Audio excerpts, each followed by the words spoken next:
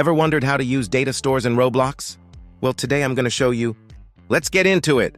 The first thing you want to do is turn on Enable Studio access to API services. This is found under Game Settings and under the Security tab. Now you're going to want to add a script under Server Script Service. Now we are going to want to get the data store service. Now we need to get the actual data store. And we do that by using Data Store service and putting :get data store after it. And inside these parameters, you put the name of the data store. This can be anything, but you have to put it inside a string.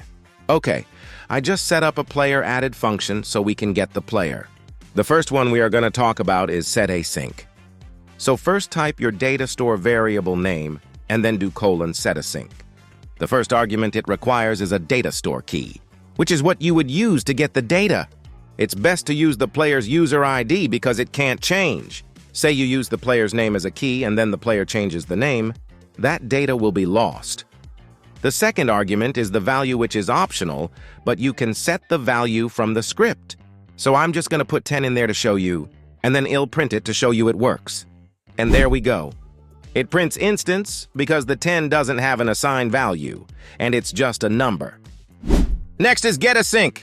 GetAsync is a function used to get the data. The first argument is the data store key.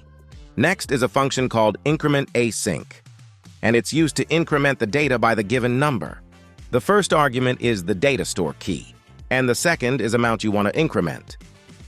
I'm just going to print it again to show you, and boom! The next thing I want to show you is called pcall, which stands for protected call. Its syntax is a bit weird.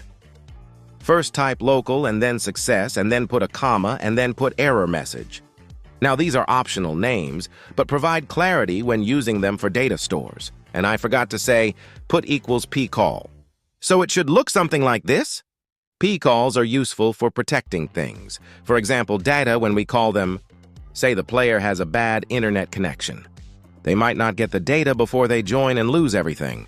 So what we can do to try and prevent that is use pcalls. Okay, I wrote the if statement for the pcall and I'll explain what it does. So first, if the pcall was successful and it didn't encounter any errors, it's going to print success.